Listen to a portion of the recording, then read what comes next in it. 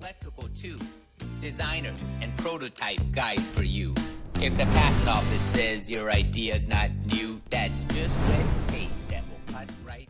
Welcome to the Ask the Patent Professor show. I'm really excited today to make this introduction. I'd like to introduce Brian Freed. He is an unbelievable inventor coach and a friend of the inventor community. He's an inventor himself, and I'll let him talk about some of his ideas, but that board behind him has drawings of a lot of his inventions, and some of them are, a lot of them are licensed. You might have seen some of them on QVC or in commercials.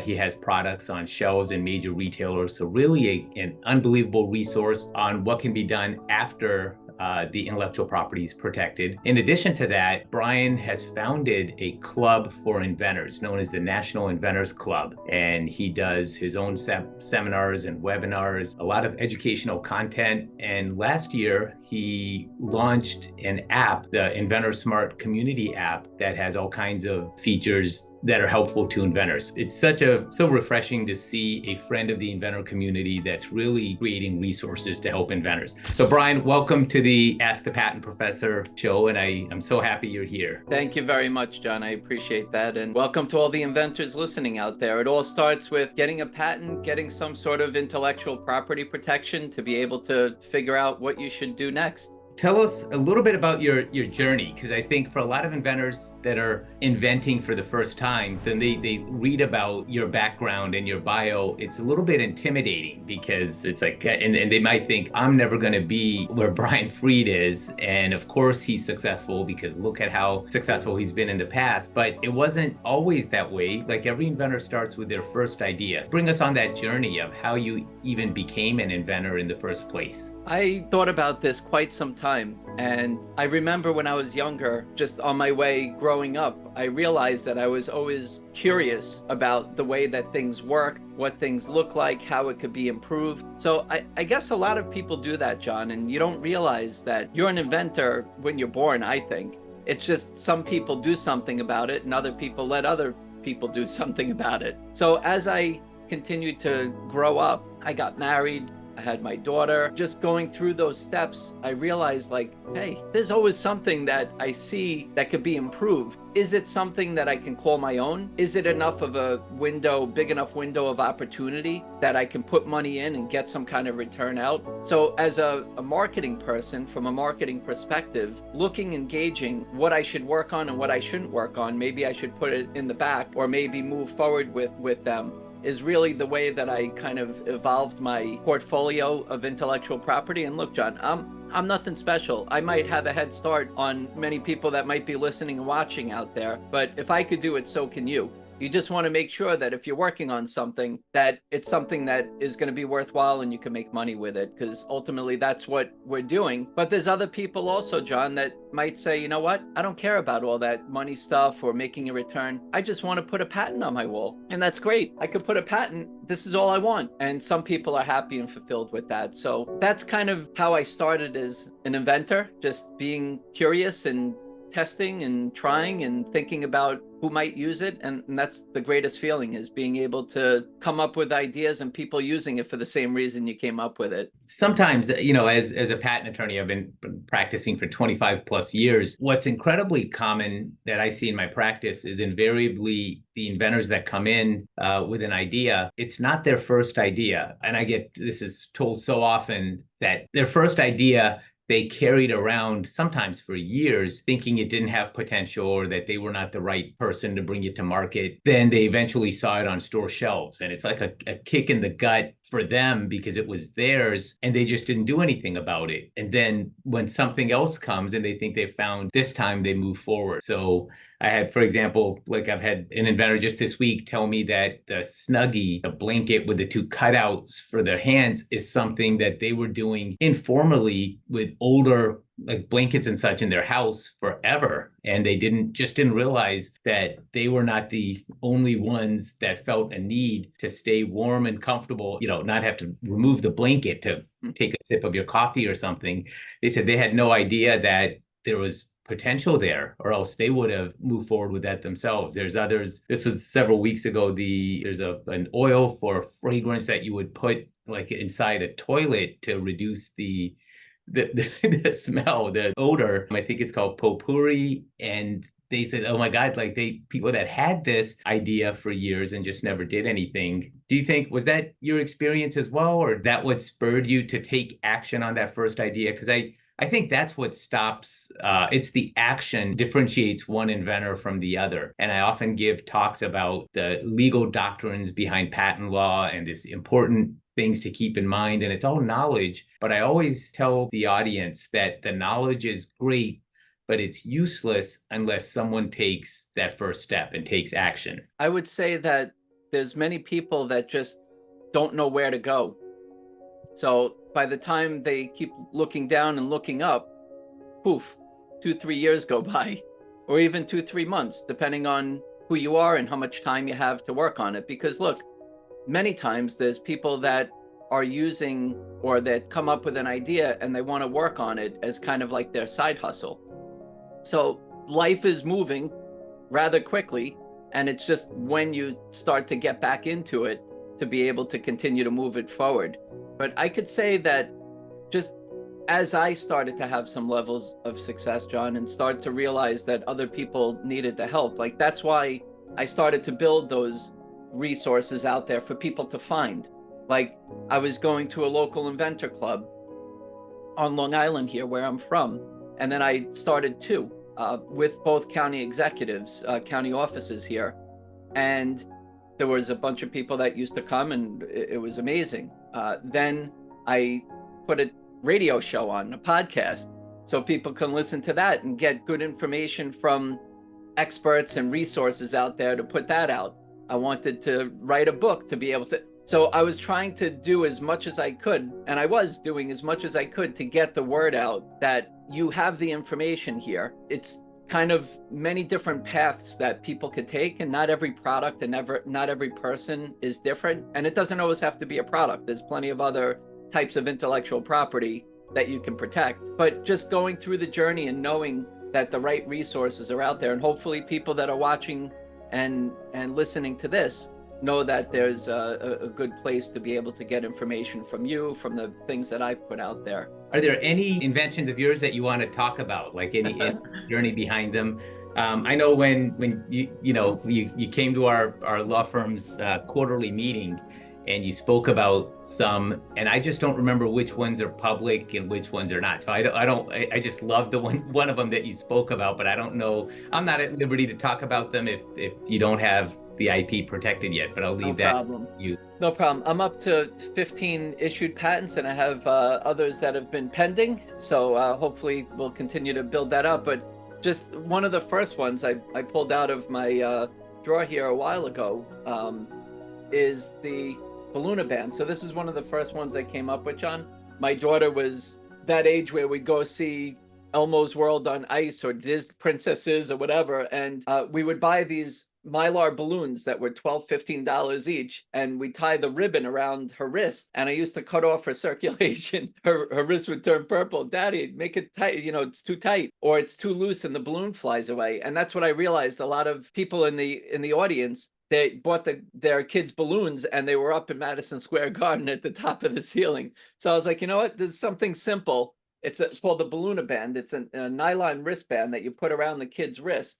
And now you can take this metal D-ring over here and attach the ribbon to it. And now when your kid wants to take it on and off, you can take it on and off. You can put it on your belt buckle. You can put it on the stroller, whatever it is. And when you let go of it, if it falls off, your balloon doesn't fly away because it's also a weight.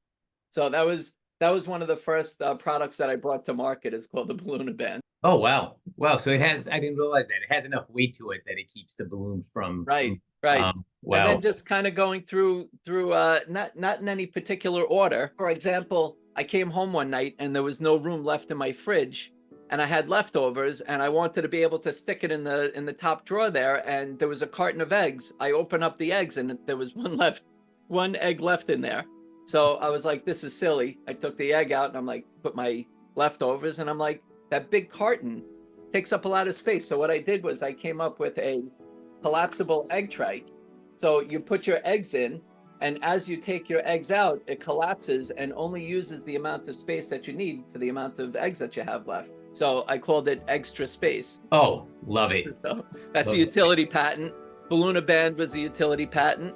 And then here's another one, John. Some people are a little bit more of a germaphobe than others. I know a lot of people kind of converted to being a germaphobe after the pandemic. But what I wanted to do was replicate like a scooping mechanism, a scooping motion, because when I went to parties, people were sticking their hands in the potato chips, pretzels, peanuts, whatever. So I came up with a scooper, and it would close. And I thought it would look cool to have a mouth on it, a face. So I ended up developing this container, and now you can put your cookies in it, and you can eat from it, and you close it, and then I ended up licensing it. So Elmo, Cookie Monster, all the Ninja Turtles ended up being on it. And now it's some generic characters, but these sold millions and millions of units. And this is something that I'm really proud of. So that was a fun run. So as far as licensing, because we talk about commercializing your invention, so there's ways to manufacture and start your own business and work with the factory, packaging, barcoding, warehousing, accounts payable, receiving, all that. And then there's the other side to licensing to earn royalties. So I license the rights to my intellectual property and this has brand characters to it. So when it sells, they have to pay me and they have to pay Sesame Street. I'll show you one more. Is that good, John? Yeah. Oh my God. Okay. I got a few more here, but you can continue forever. These are, and I'll tell you why in a second, because I didn't realize the nature of all of your ideas. But as a patent attorney, it's phenomenal to see ideas like this that do well. Is a lot of people's image of when you go to see a patent attorney,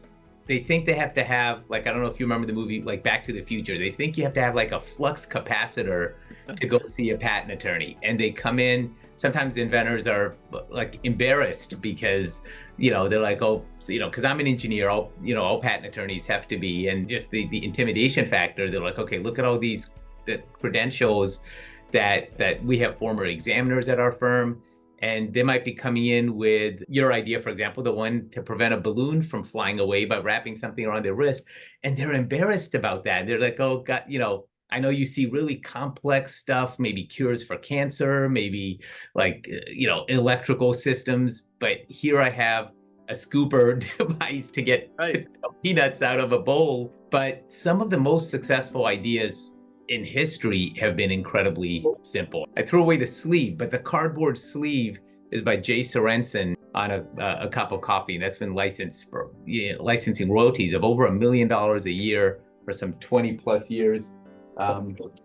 Post-it note, 3M has made $1 billion off of removable glue and paper. So complexity is not a requirement. Usually I spend a lot of time when I teach an adjunct professor of patent law, making sure that these future lawyers, they might not practice patent law, but that they realize that there's no complexity requirement to get a patent. So if they have clients, somebody might be, a family law attorney doing divorce work or tax work, I want them to be able to recognize when they need to refer someone to a patent attorney and not have the bar so incredibly high that they're looking for, like a car that runs on water or something before they think a patent attorney. It could be something incredibly simple, some of your ideas, but they solve a real problem. And you just need to solve a problem for a tiny niche market. And if that market's willing to pay for that solution, then you've got the makings of a successful product. So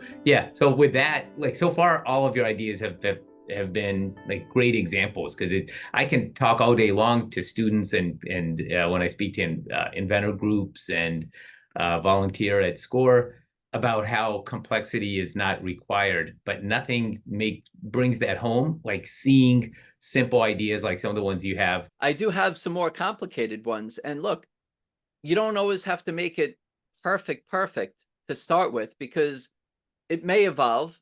But maybe as you're looking at that first one, you come up with other iterations to be able to continue to improve on it. But if you spend so much time to continue to improve, you might miss your shot. So it's okay to continue to build. But there are some that I have. I'm looking at my disaster area in front of me of all the different iterations and prototypes and different versions that it takes to sometimes get there. But you can get there, and that's the thing. is being able to make it so it makes sense and the biggest audience and your window of opportunity, and also the cost effectiveness. Because sometimes, John, me being as the inventor coach, people come to me with ideas in every category, industry, different stages of where they're at. It's just a matter of kind of bringing it in, understanding where they are, understanding where they want to go, and then helping them to get to that next level. So it's fun, and that's the journey. You take it from the beginning, and I kind of pick up and continue and bring it to life, and that's why we need each other. That's So I'll right. show you this one. During COVID, it was very difficult to get any kind of paper goods, and I was starting to really uh, get a little nuts with like cherishing my paper towels and all the different things out there. So I realized that usually when your hands are wet or dirty, you put it on top of the paper towel roll and you pull the sheet off. So on the top, it would always get wet and dried up, and people would put their hands on top. Not just me. I asked my friends and family to take pictures of the top of their paper towel rolls, and it was disgusting. This is a little exaggerated, but you get the idea, right? So what I did was I came up with a simple cap that goes into the inner tube of any paper towel roll on a stand. And now when your hands are wet or dirty, you put it on top and it stays clean and dry. And I call this the paper towel topper.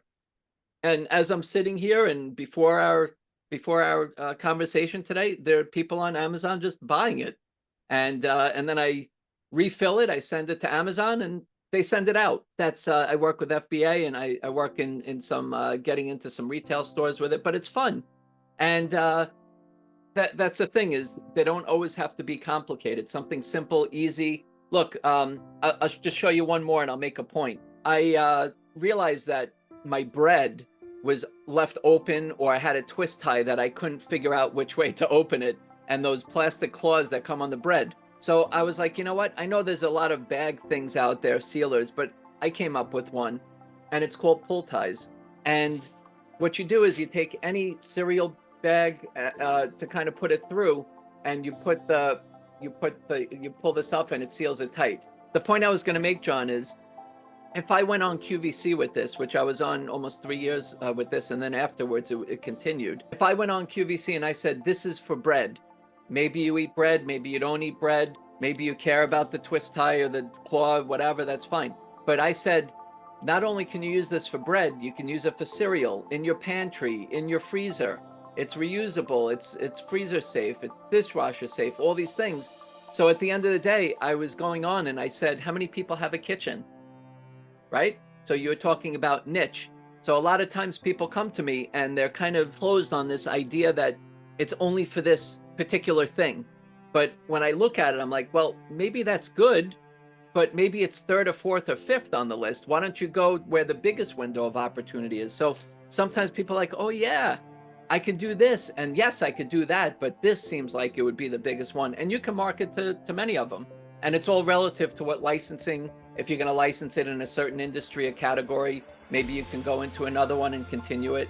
Or if you're going to manufacture it, you can actually kind of market it into the different segments that you might want to bring it out to. Wow. So that's like kind of the opposite of where, like as a patent attorney, I'll have an inventor envision how their idea is supposed to look. Like just as an example, say it's a chair with magnets for pain relief, like maybe in the seat portion, and they'll draw it out and they'll have maybe a working model, and say that chair for some reason has sidearms on it. And then as a patent attorney, when I look at what I want to protect and what's unique, yes, their prototype might have sidearms and it might have a back, but their real innovation is the magnets, and maybe there's something extra unique. Maybe they're heated magnets or they vibrate or something, so that you get this added benefit.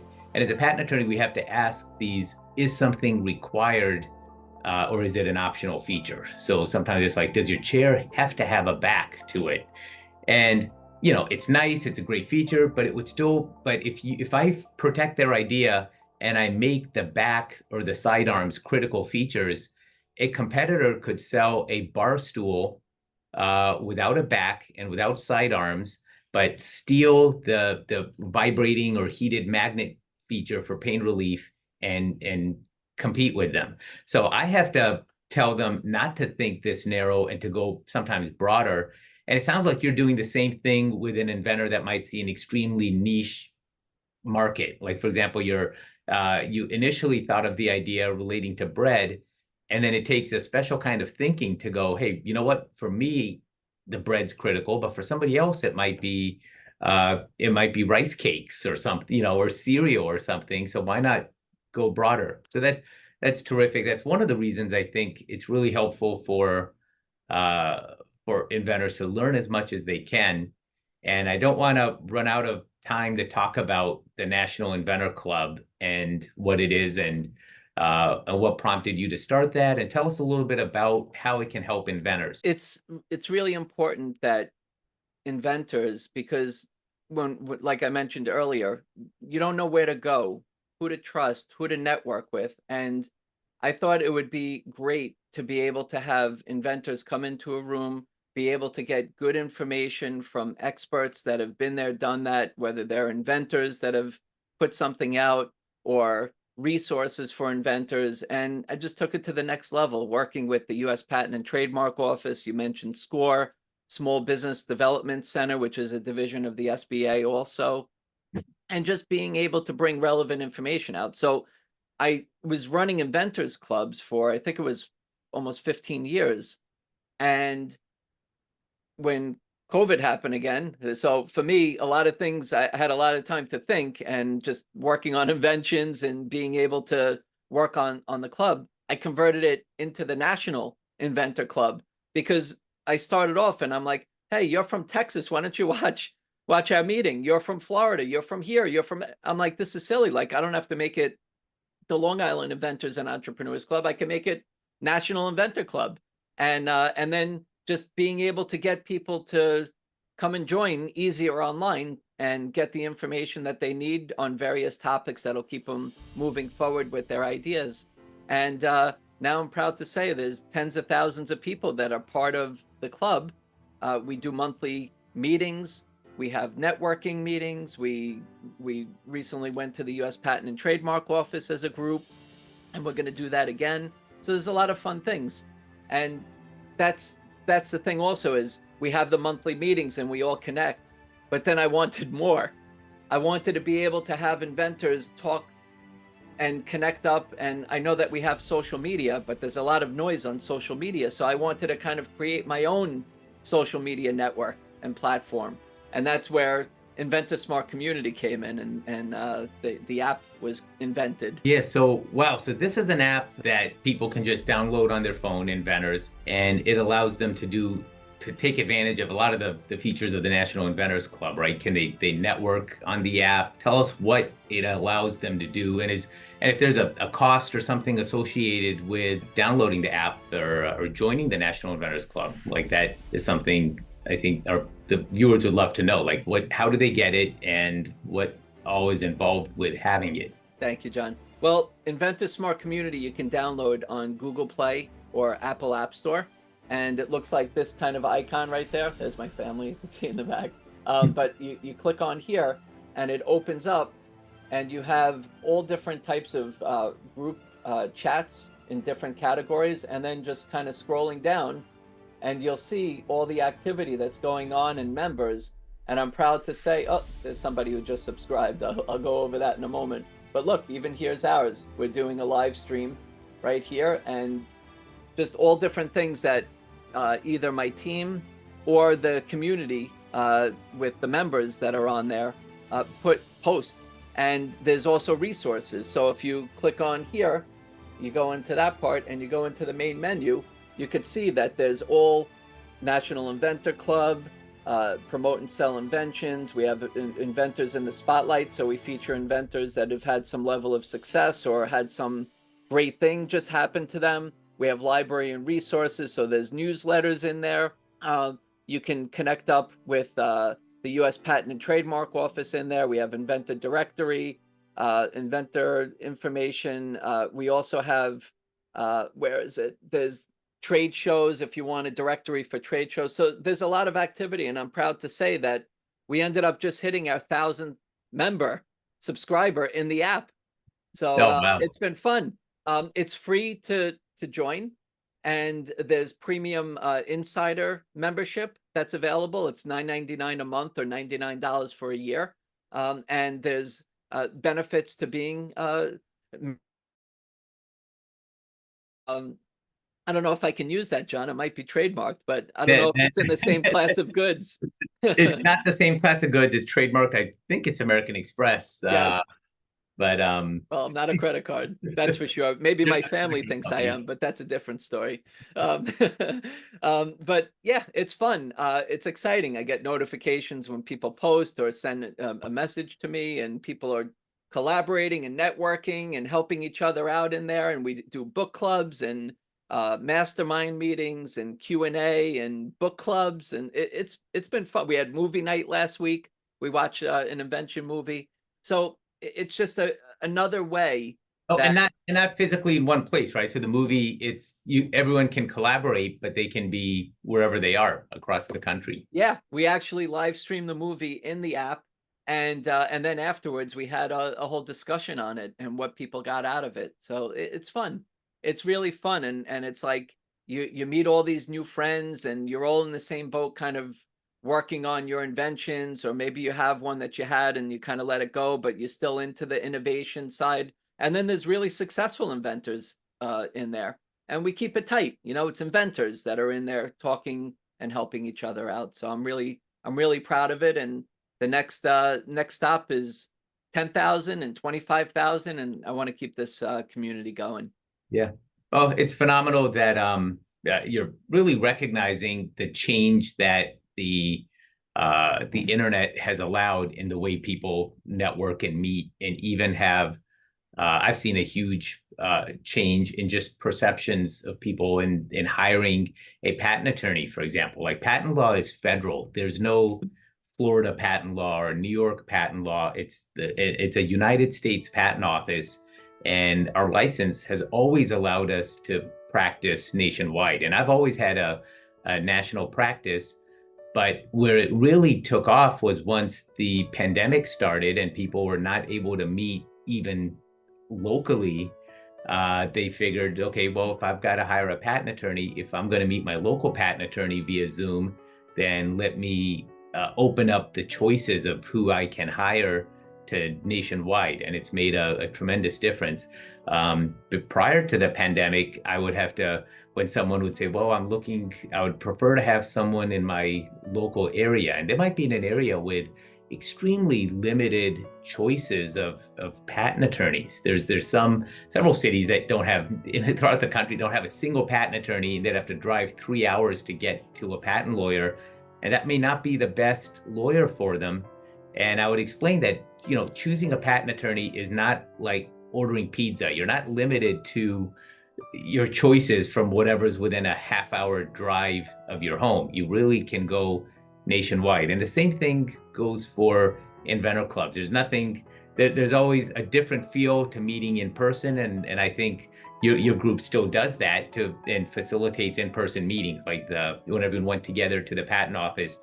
But what a great way to supplement that with national resources. Like you can get speakers uh, able to speak to your inventor community that in the past would have to buy a ticket, book a hotel, get, and then get transport to the place, and then you'd have to pay them to come and speak. But now your group, they get to hear from some of the most successful inventors in the country, and it costs the inventor nothing to show up and no additional time. So they're a lot more willing to speak to other inventors. But if an inventor that had success had to spend their own resources or fly or take time off of running their business to do that, it wouldn't really be possible. I mean, in fact, I know you've traveled down here to our office, but even the fact that you're able to join the Ask the Patent Professor our show is because you're not having to jump on a plane and physically come down here to join. You're able to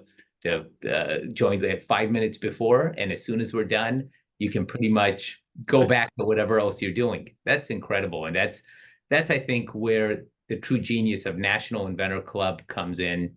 And I think it's just a matter of time before the 10, 20, 30,000 is going to explode to, hundreds of thousands and perhaps millions of inventors, because there is a huge need for a club that's national in scope, of like vetted resources that you're able to provide.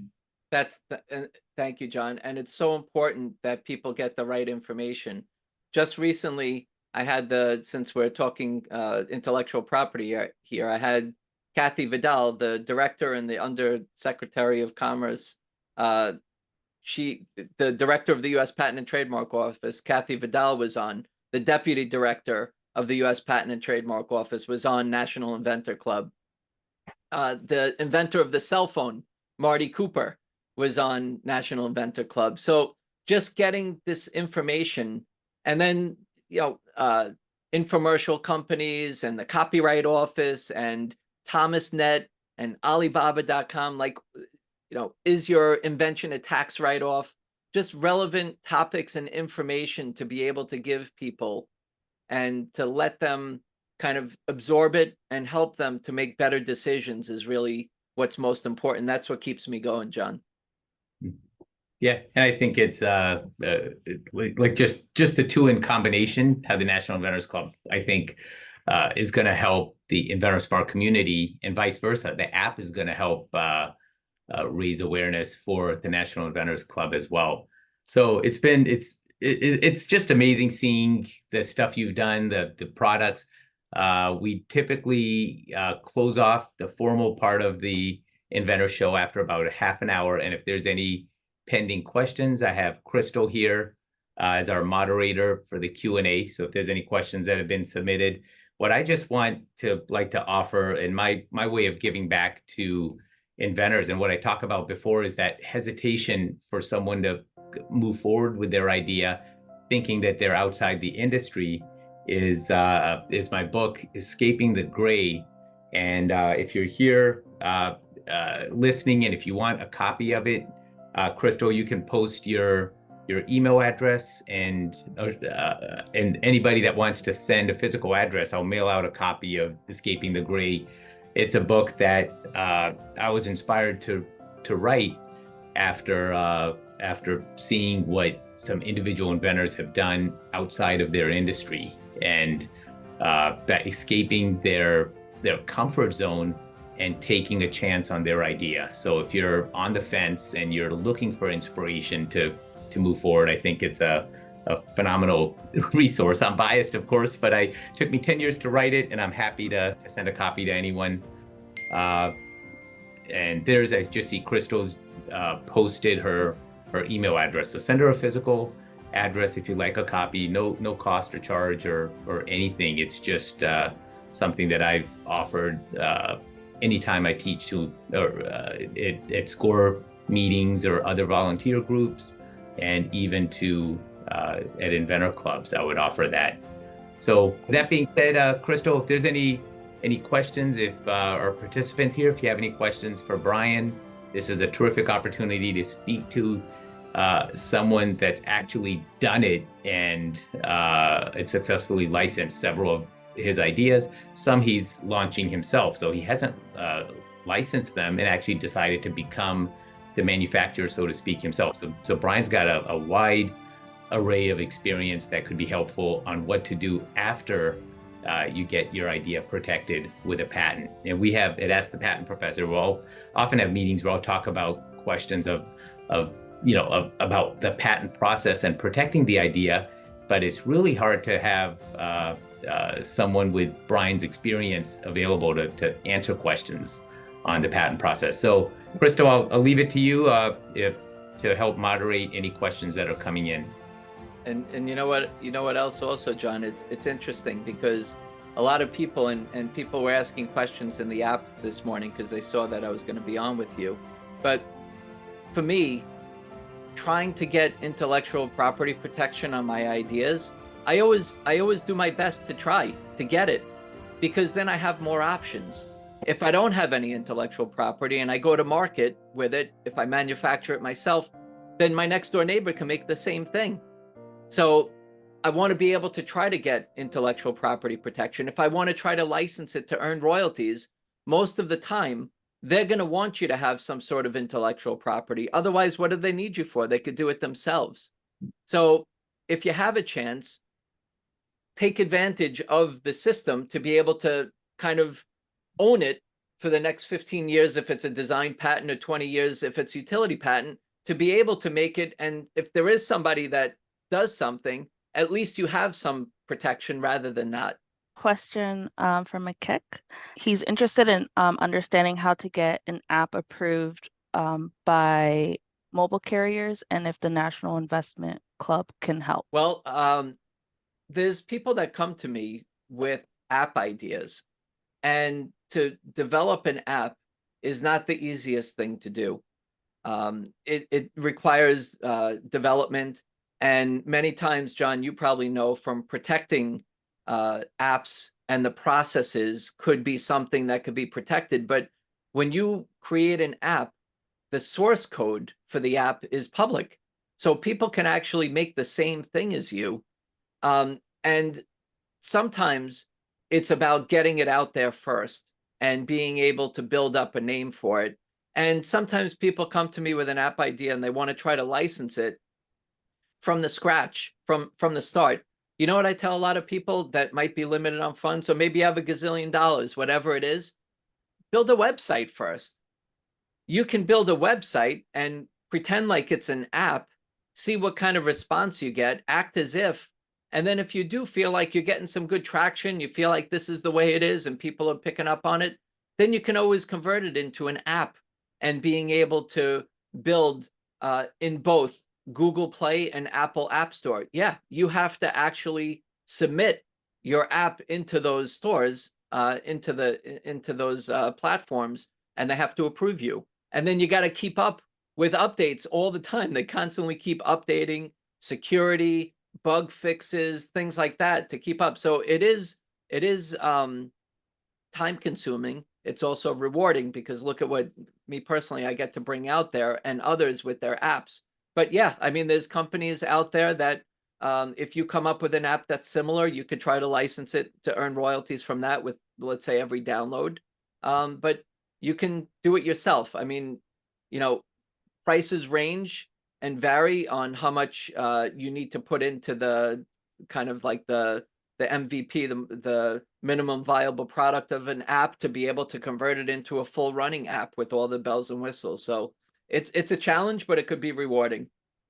So I think like the crux of it is, let's test it first. And I know, having known Brian for some time, that he's always advocating the lowest cost test of viability, right? To see if there's a market. So first test it on a small scale with less cost. So a website is a lot easier and lower cost to produce than an app, and there's nobody you have to go and get approval for a website. So start it on a website first, and if it shows potential, then you can look at the app. Now, the attorney in me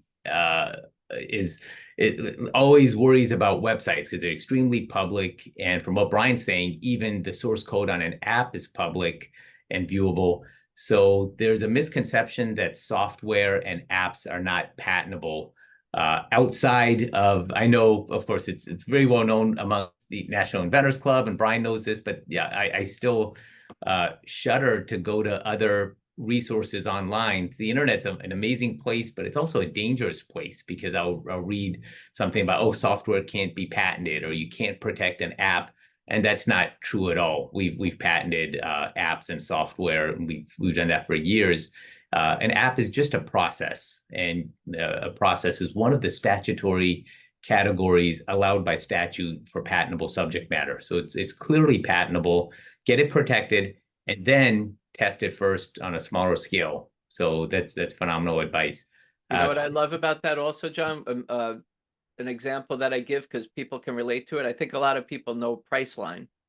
So Priceline, with bidding on how much your car or your airfare or whatever it is, like their process that they created was to be able to bid on open seats or whatever it was, and then they actually patented that process like you're talking about.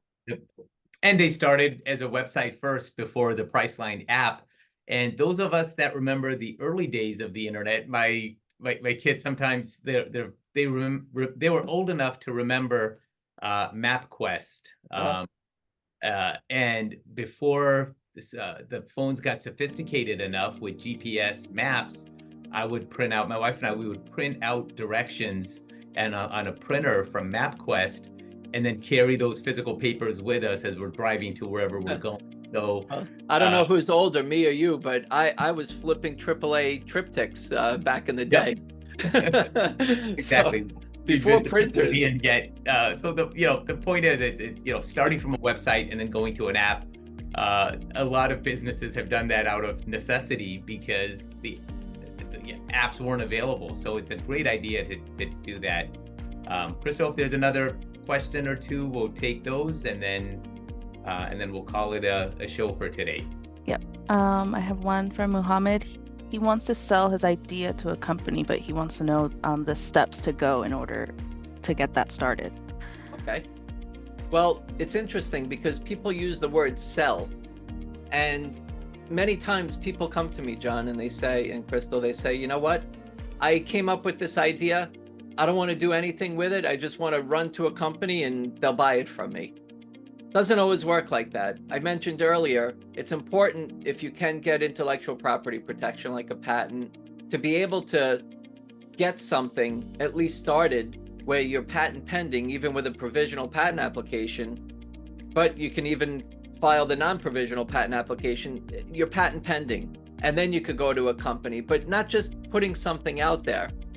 It's important to do a patent search and make sure that you did your due diligence, because a lot of times people come to me and they say, you know what, I came up with this great idea. I haven't seen anything out there like it. And you know what they did?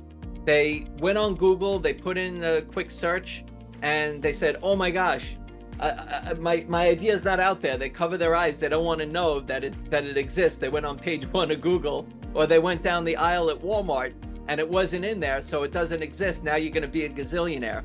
I think it's important to be able to get some protection, being able to make it real with a basic prototype like you mentioned earlier. I'm big with just take things apart, put them together, come up with something simple enough to be able to show or explain. It doesn't have to be perfect, but just get it out of your head into something that how it looks and might work as close as you can. And then start asking some people, ask them to file, ask them for a non-disclosure agreement to sign, or maybe you're patent pending at that point, and get some feedback from people. And then if, like you were saying, Mohammed, if you want to sell it, selling could be maybe you built up where people are buying it, maybe you manufactured it and then you built up some assets, maybe you have a patent issued, maybe you have a trademark, and now you have some assets to be able to sell that way, and a company will want to buy it. Or maybe you want to sell it where it's to license it to earn royalties. So maybe you want to go to a company. So let's say I have my pull ties here. I go to a company that does bag sealers or chip clips or whatever, and I ask them, are you interested in adding this product line, this product to your product line? And if they're interested, they would manufacture it, distribute it, and you would earn a royalty. So not necessarily selling your idea, but licensing the rights to earn the royalties from it. The other thing of selling could be that you start to manufacture it and actually sell it yourself. You become the manufacturer and you continue to sell it. And then, like I said, if you wanted to sell your company's assets, you could do that later on. So that's kind of the way that I mention to people when you sell your idea, what your options are. Yeah, Mohammed, that's an unbelievable question. And it's, I'm glad you asked that.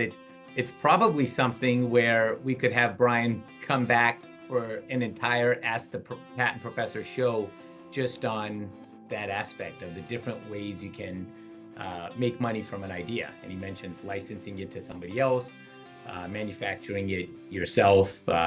And that would be, we'll definitely have you back, Brian.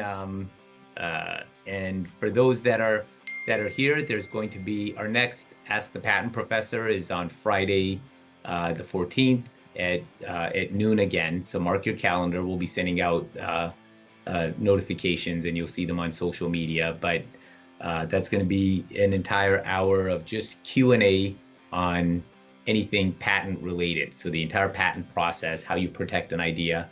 If you're interested, then go ahead. You can submit questions in advance as well. And that's Friday, the 14th at noon. So with that, I'd like to thank everybody that's here, particularly Brian. I want to thank you for taking the time to speak to the inventor community.